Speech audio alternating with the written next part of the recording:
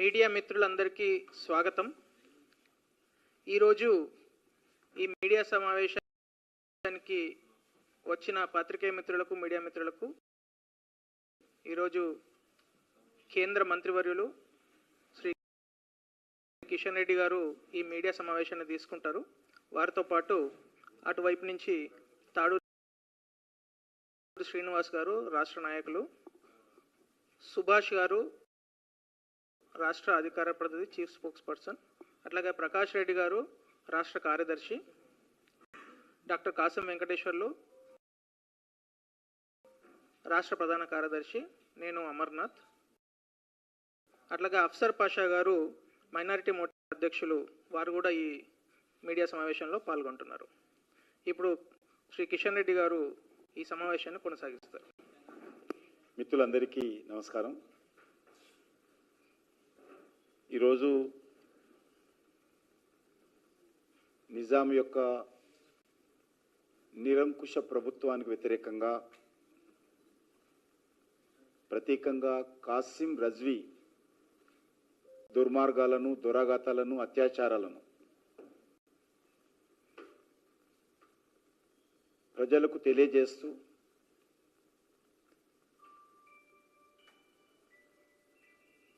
తన ఇంట్లో ఉన్నటువంటి వస్తువులను కూడా అమ్మి తన పాత్రికేయ ధర్మం నిర్వర్తిస్తూ ఈ యొక్క తెలంగాణ విముక్తి కోసం జరుగుతున్నటువంటి పోరాటంలో నిజాంకు వ్యతిరేకంగా ఏకైక పాత్రికేయుడైనటువంటి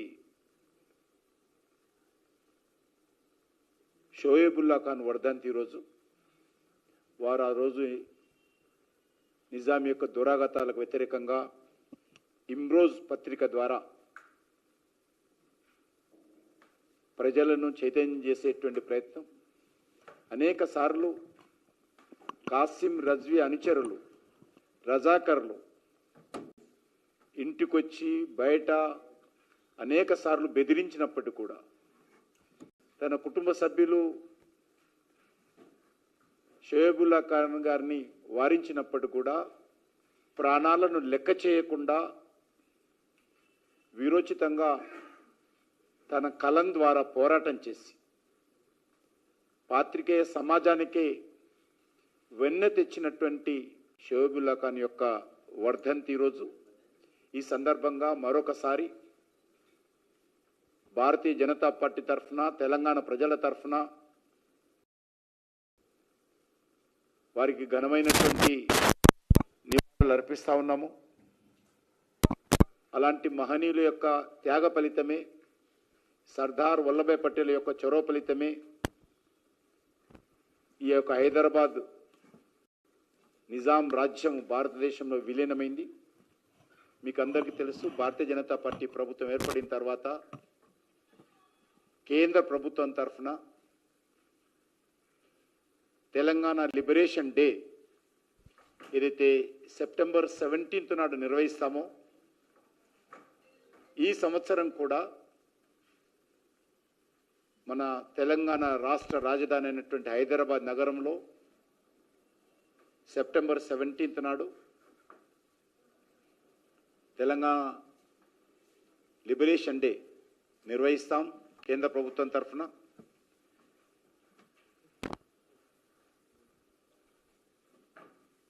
ముఖ్యంగా గతంలో ఉన్నటువంటి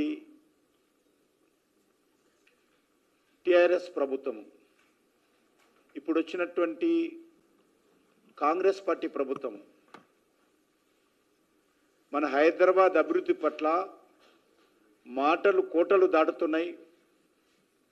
కానీ హైదరాబాద్లోని ఏ గలీలో కూడా ఈ ప్రభుత్వాలు చేసినటువంటి పనులు నామమాత్రంగా కనిపిస్తూ ఉన్నాయి. నాకు తెలిసినంత వరకు దేశంలో ఇలాంటి నగరాలతో పోల్చి చూసినట్లయితే వీధి లైట్లు వెలగనటువంటి నగరము ఈరోజు హైదరాబాద్ ఉన్నది. సంవత్సరం నుంచి ఏదో గల్లీలల్లో వెలగడం లేదంటే ఒప్పుకుంటాను. ప్రధానమైనటువంటి రహదారుల్లో కూడా వీధి లైట్లు వెలగడం లేదు. గతంలో భారతీయ జనతా పార్టీ తరఫున మా కార్పొరేటర్స్ అందరూ కూడా వీధి లైట్ల కోసం ధర్నా చేస్తే ప్రతి మున్సిపల్ డివిజన్కు 50 లైట్లు ఇస్తామని చెప్పారు. ప్రతి మున్సిపల్ డివిజన్లో 5,000 లైట్లు ఉంటాయి మినిమం, కానీ ఇస్తామన్నది 50 లైట్లు. ఆ 50 లైట్లు కూడా ఎక్కడ ఇవ్వలేదు, వేయలేదు. మీరు షాప్స్ బంద్ చేసినట్లయితే, వాహనాలకు లైట్లు లేకుండా షాపుల లైట్లు బంద్ చేసినట్లే హైదరాబాద్లో తిరగడం కష్టం. అటువంటి పరిస్థితులు నేను పత్రికేయులను కూడా కోరుతా ఉన్నాను. మీరు సాయంకాలం టైం 8 తర్వాత ఏ రోడ్డు మీద వెళ్తున్నప్పుడు కూడా ఒక్కసారి స్ట్రీట్ లైట్ ఏ స్తంభాలు వెలుగుతున్నాయో, ఏ స్తంభాలు వెలగడం లేదో మీరు ఒకసారి అబ్జర్వ్ చేయాల్సిందే కోరుతాను. అంత దయనీయమైనటువంటి పరిస్థితుల్లో గతంలో బీఆర్ఎస్ పార్టీ, ఈరోజు కాంగ్రెస్ పార్టీ పుణ్యమాని హైదరాబాద్ నగరం ఈరోజు అనేక సమస్యలతో విలవిలలాడుతూ ఉన్నది. అనాథగా మారిపోయింది. ఏదో హైదరాబాద్ అంటే హైటెక్ సిటీ కాదు, హైదరాబాద్ అంటే మాదాపూర్, కొండాపూర్ కాదు. ఒరిజినల్ హైదరాబాద్ మొదలు వదిలేశారు. ఎక్కడైతే రియల్ ఎస్టేట్ వ్యాపారం చేస్తున్నారో, ఎక్కడైతే పెద్ద పెద్ద కాంప్లెక్స్లు కడతా ఉన్నారో, ఎక్కడైతే మల్టీ స్టోరీ బిల్డింగ్లు కడతా ఉన్నారో, వచ్చినటువంటి ఆదాయం అంతా కూడా అక్కడే ఖర్చు పెడుతున్నారు తప్ప మధ్యతరగతి ప్రజలు, పేద ప్రజలు ఒరిజినల్ హైదరాబాద్ను పూర్తిగా నిర్లక్ష్యం చేస్తున్నటువంటి పరిస్థితి ఉన్నది. వీధి లైట్లు కూడా కొనలేనటువంటి దరిద్రమైనటువంటి పరిస్థితి ఈరోజు హైదరాబాద్లో ఉందంటే ఈ ప్రభుత్వ పనితీరు ఏ రకంగా ఉందో అర్థం చేసుకోవచ్చు. నేను గతంలో కూడా అనేక సార్లు చెప్పాను, హైదరాబాద్లో తెలంగాణ రాష్ట్రానికి 70% ఆదాయం రెవెన్యూ ఇస్తుంది. తెలంగాణ రాష్ట్ర ఆదాయంలో 70% హైదరాబాద్ నుంచి వస్తుంది. కానీ హైదరాబాద్ కేటాయింపులు ఎంత అడుగుతాను. హైదరాబాద్ కేటాయింపులు అంటే ఫ్లైఓవర్ల కోసం కేటాయించిన డబ్బులు కాదు, హైటెక్ సిటీలో ఖర్చు పెడుతున్నటువంటి డబ్బు కాదు. కనీస రోడ్లు హైదరాబాద్లో, డ్రైనేజ్ వ్యవస్థ, డ్రైనేజ్ కలవనటువంటి మంచినీటి సరఫరా, కనీసమైనటువంటి వీధి లైట్లు, ఉన్నటువంటి పార్కులు ఎండిపోకుండా చూడడము, వర్షపు నీరు వెళ్ళేటువంటి స్ట్రాంగ్ వాటర్ పైప్ లైన్స్, వరద నీటి పైప్ లైన్లు ఏవైతే ఉంటాయో వాటి సెల్ట్ తీయడం, ఇవి నేను మినిమం అడుగుతాను. ఈ సమస్యలు కూడా హైదరాబాద్లో పరిష్కారం చేయలేనటువంటి దౌర్భాగ్యమైనటువంటి పరిస్థితి ఈరోజు హైదరాబాద్లో వచ్చింది. దీని మీద భారతీయ జనతా పార్టీ అనేక రోజులుగా డిమాండ్ చేస్తూ ఉన్నాం. మా కార్పొరేటర్స్ జిహెచ్ఎంసీ జనరల్ బాడీ సమావేశంలో మాట్లాడితే మైక్ ఇవ్వరు. తూతు మంత్రంగా జిహెచ్ఎంసీ సమావేశాలు నిర్వహిస్తున్న పరిస్థితి ఉన్నది. 150 మంది కార్పొరేటర్స్, కనీసం అందులో 20%, 10% తమ డివిజన్లలో ఉన్నటువంటి సమస్యలు లేవనెత్తే అవకాశం ఇవ్వాలి. ప్రజలు ఎన్నుకున్నది ఎందుకు? అంత ప్రతిష్టాత్మకంగా ఎన్నికల్లో గెలిచిన తర్వాత ప్రజల ఇబ్బందులు కూడా జిహెచ్ఎంసీలో మాట్లాడేటువంటి పరిస్థితి లేకుండా తూతు మంతరంగా సమావేశాలు నిర్వహించుకొని బడ్జెట్లు పాస్ చేసుకొని ఈరోజు ముందుకెళ్తా ఉన్నారు. కాబట్టి హైదరాబాదు కేసీఆర్ ఏమన్నాడు? ఇది విశ్వనగరం అన్నాడు. విశ్వనగరం కాదు, దానికంటే ఎక్కువ అని రేవంత్ రెడ్డి అన్నాడు. పెట్టుబడులు రావాలంటారు. ఈరోజు అనేక రకాల పెట్టుబడులు వస్తూ ఉన్నాయి. దాన్ని మనం 10 కాలాల పాటు కాపాడుకోవాలి. ఆ ఇమేజ్ నిలుపుకోవాల్సినటువంటి బాధ్యత ఉంది. కనీస సౌకర్యాలు కల్పించాలి. ఈరోజు తెలంగాణలో ఉన్నటువంటి జనాభాలో 30% మించి హైదరాబాద్లో నివాసం ఉంటారు. ప్రతిరోజు 15 లక్షల మంది వచ్చిపోతుంటారు ఇక్కడికి. Every day.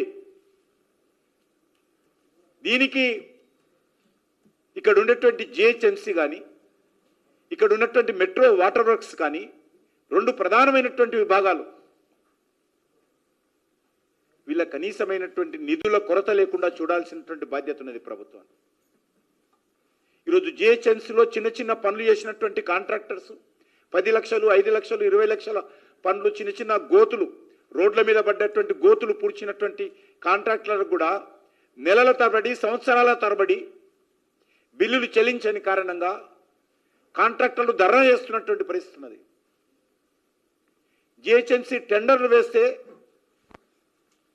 డెవలప్మెంట్ యాక్టివిటీ మీద ఏ ఒక్క కాంట్రాక్టరు ధైర్యంగా ముందుకు రావడం లేదు, టెండర్లో పార్టిసిపేట్ చేయడం లేదు.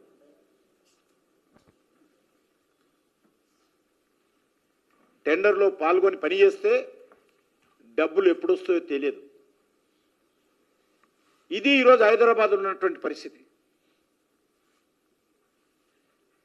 కొంత పెద్ద వర్షాలు వచ్చినప్పుడు నేను ఐ కెన్ అండర్స్టాండ్, నేను కూడా బాధ్యత గల ప్రజాప్రతినిధిని, నేను అర్థం చేసుకోగలుగుతాను.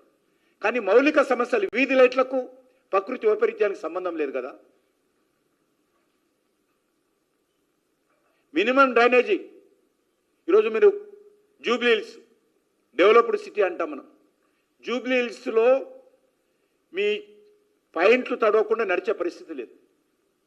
డ్రైనేజ్ ఎక్కడ చూసినా డ్రైనేజ్ ఓవర్ఫ్లో అవుతుంది. వర్షాకాలంలో మరింత డ్రైనేజ్.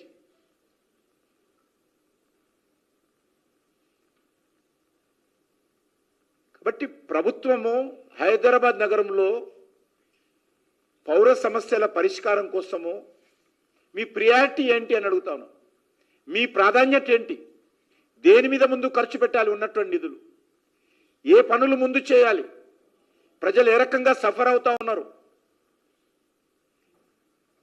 హైదరాబాద్ గురించి ఆలోచన చేసే పరిస్థితి లేదు. ముఖ్యమంత్రి గారు స్వయంగా, మున్సిపల్ వ్యవహారాల మంత్రి మాట్లాడితే వెంటనే కౌంటర్. నేను ఎవరిని రాజకీయ పరంగా విమర్శించడం లేదు. ఇప్పుడు కూడా రేపే మంత్రులు మళ్ళీ మాట్లాడతారు దీని మీద. మాట్లాడడం కాదు, మమ్మల్ని విమర్శించండి, తప్పలేదు, మమ్మల్ని తిట్టండి, కానీ పనులు చేయండి. మీరు మమ్మల్ని తిట్టినంత మాత్రాన మీ బాధ్యత అయిపోదు. మీ బాధ్యత హైదరాబాద్ నగరకు, తెలంగాణ ప్రజలకు పౌర సౌకర్యాలు మెరుగుపరచాల్సినటువంటి బాధ్యత. భారతీయ జనతా పార్టీ నాయకులను తిట్టినంత మాత్రాన మీ బాధ్యత అయిపోదు. మంత్రులు అనుకుంటున్నారు కౌంటర్ తిట్టినంత మాత్రాన మా పని అయిపోయింది, మేము జవాబు చేశాము, మేము పనులు చేశామని ఫీల్ అయిపోతున్నారు.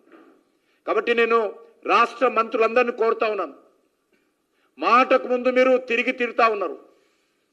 తిరిగి తిట్టడంతో మీ బాధ్యత తీరదు. మీ బాధ్యత ఎప్పుడు తీరుతుందంటే మమ్మల్ని ఒకటి కాదు 2 తిట్టండి, మేము ప్రజల కోసం పడడానికి సిద్ధంగా ఉన్నాం.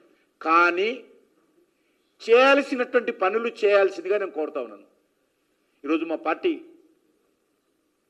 హైదరాబాద్ ప్రజానికం సమస్యల మీద మేము జిహెచ్ఎంసీ దగ్గర, సెక్రటరీ దగ్గర ధర్నాకు పిలుపునిచ్చింది.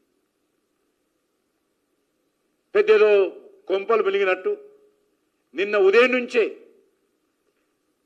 అందరి ఇళ్ళ మీదకి పోలీసులు పంపి హౌస్ అరెస్ట్ చేస్తా ఉన్నారు. ఇంత భయం ఎందుకని అడుగుతా ఉన్నాను. ఇంత పిరికి పందాల చర్య ఎందుకు అడుగుతా ఉన్నాను. రాష్ట్ర అధ్యక్షుని ఎందుకు అరెస్ట్ చేశారని అడుగుతా ఉన్నాను. మాజీ శాసనసభ్యులను ఎందుకు అరెస్ట్ చేశారని అడుగుతా ఉన్నాను. కార్పొరేటర్స్ని ఎందుకు అరెస్ట్ చేశారని అడుగుతా ఉన్నాను. మేము పనికి లేకుండా ఉద్యమం చేస్తున్నామా? ప్రజల కష్టాలు, హైదరాబాద్ ప్రజల ఇబ్బందులు ప్రభుత్వం దృష్టికి, సమాజం దృష్టికి తీసుకుపోవాల్సినటువంటి బాధ్యత హైదరాబాద్ ప్రజలు భారతీయ జనతా పార్టీకి ఇచ్చారు. మెజార్టీ ప్రజలు మా పార్టీకి అండగా ఉన్నారు. ఇక్కడ అది ఎంపీ ఎలక్షన్స్లో కానీ, ఎమ్మెల్యే ఎలక్షన్స్లో కానీ, కార్పొరేషన్ ఎలక్షన్స్లో కానీ ప్రజలు మాకు ఆశీర్వదించారు. తప్పకుండా హైదరాబాద్ ప్రజల కష్టాలు లేవనెత్తినాల్సినటువంటి బాధ్యత మాకున్నది.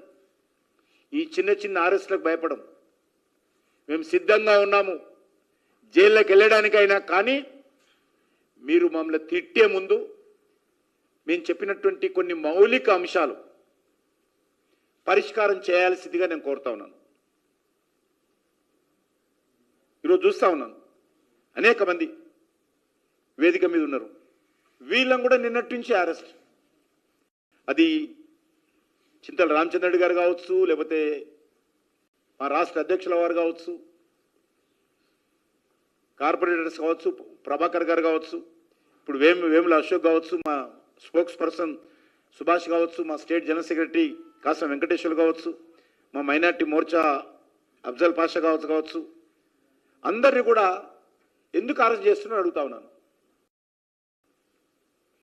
హైదరాబాద్ ప్రజల సమస్యలు ఎవరు మేము తప్పకుండా లేవనెత్తాల్సినటువంటి బాధ్యత ఉన్నది.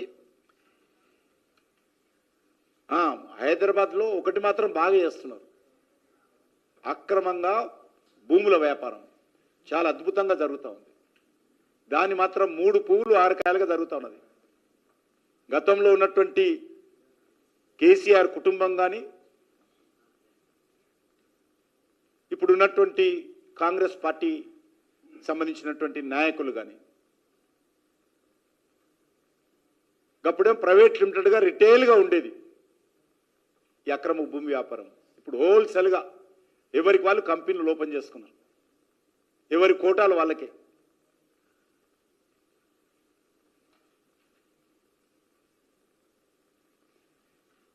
ఈ సమస్య పైన మా పార్టీ తరఫున నిరంతరం ప్రజల తరఫున ప్రజల కోసం పోరాటం చేస్తామని ఈ సందర్భంగా మనవి చేస్తా ఉన్నాను. మరొక ప్రధానమైనటువంటి అంశము ఉపాధ్యాయులు, ఉద్యోగస్తులు.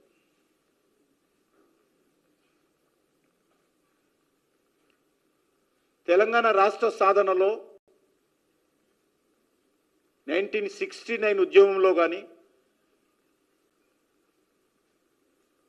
చివరి దశ ఉద్యమంలో కానీ కీలక పాత్ర పోషించినటువంటి ఉద్యమకారులలో ఉద్యోగస్తులు ప్రముఖ స్థానంలో ఉంటారు. 69లో జరిగినటువంటి ఉద్యమంలో 369 మంది విద్యార్థుల మీద తుపాకులు కాలుస్తున్నప్పుడు 369 మంది ఇందిరాగాంధీ నేతృత్వంలో పోలీసులు పిట్టలను కాల్చినట్టు తెలంగాణ బిడ్డలను ఆ రోజు పసిపిల్లలను చూడకుండా, ఏ రాజకీయ సంబంధం లేకుండా జై తెలంగాణ అన్న పాపానికి 369 మంది విద్యార్థులను కాల్చి చంపినటువంటి చరిత్ర కాంగ్రెస్ పార్టీది. ఆనాడు విద్యార్థులకు అందరికంటే ముందు అండగా నిలబడి ధైర్యం కల్పించి ఉద్యమాన్ని ముందుకు తీసుకెళ్లడంలో ఉద్యోగస్తులు కీలక పాత్ర పోషించారు. చివరి దశ ఉద్యమంలో కూడా అది సకల జనుల సమ్మె కావచ్చు, 40 రోజుల పాటు ఉద్యోగస్తులు ఏ రకంగా సమ్మె చేసి తెలంగాణ రావడంలో ప్రభుత్వం మీద ఒత్తిడి తీసుకొచ్చారో మనందరం కూడా చూశాము. 69లో చాలామంది చూసి ఉండకపోవచ్చు, కానీ చివరి దశ ఉద్యమంలో కూడా ఉద్యోగస్తులు ప్రతి ఒక్క విభాగం ఒక జేఏసీ ఏర్పాటు కావడం, మళ్ళీ అందరు కలిసి ఒక జేఏసీ ఏర్పాటు చేసుకొని ఉద్యమాన్ని నిర్వర్తిస్తే వచ్చినటువంటి ఈ తెలంగాణ రాష్ట్రంలో తమ సమస్యలు పరిష్కారం అవుతాయని, తమకు మేలు జరుగుతుందని, తెలంగాణ ప్రజలు లాభపడతారని, తన పిల్లల భవిష్యత్తు బాగుంటుందని తెలంగాణ ప్రజలతో పాటు ఉద్యోగస్తులు కూడా కీలక పాత్ర పోషించారు. సకల జనుల సమ్మెలో స్ఫూర్తిగా నిలబడ్డారు. కానీ ఈరోజు తెలంగాణ ఏర్పడిన తర్వాత కూడా ఉద్యోగస్తుల సమస్యలు ఎక్కడ వేసిన గొంగడు అక్కడే ఉంది. అనేక రకాల హామీలు గతంలో బీఆర్ఎస్ పార్టీ హామీ ఇచ్చింది. అంతెందుకు ఎగ్జిబిషన్ గ్రౌండ్లో తెలంగాణ వ్యాప్తంగా పాత్రికేయ మిత్రులందరూ కూడా పిలిచి, నేను కూడా ఆ వేదిక మీద ఉన్నాను, నాది కూడా బాధ్యత ఉంటుంది. అనేక రకాల హామీలు ఇచ్చాం, కానీ ఏ వర్గానికి కూడా ఏ సమస్య కూడా పరిష్కారం కాలేదు. కాంగ్రెస్ పార్టీ కూడా 2023లో అభయహస్తం మేనిఫెస్టో ద్వారా రాష్ట్ర ప్రభుత్వ ఉద్యోగస్తులందరికీ పెండింగ్లో ఉన్నటువంటి డిఏలను తక్షణం చెల్లిస్తామని చెప్పారు. గతంలో ఉన్నటువంటి డిఏలకు అదనపు డిఏలు పెండింగ్లో చేరాయే తప్ప డిఏలు పరిష్కారం కాలే. ఈరోజు ఒక దిక్కు కేంద్ర ప్రభుత్వము ఏమాత్రం ఆలస్యం చేయకుండా షెడ్యూల్ ప్రకారము ఉద్యోగస్తులకు సంబంధించినటువంటి పిఆర్సి కాన్స్టిట్యూట్ చేయడము, పిఆర్సి రికమెండేషన్స్ను ఆమోదించడము, కరువు భత్యాలు చెల్లించడము రెగ్యులర్గా జరుగుతూ ఉంది. మరొక దిక్కు తెలంగాణ రాష్ట్రంలో తెలంగాణ కోసం పోరాటం చేసి తెలంగాణ సాధనలో కీలక పాత్ర పోషించినటువంటి ఉద్యోగస్తులు, ఉపాధ్యాయులకు మాత్రము ఏ రకమైనటువంటి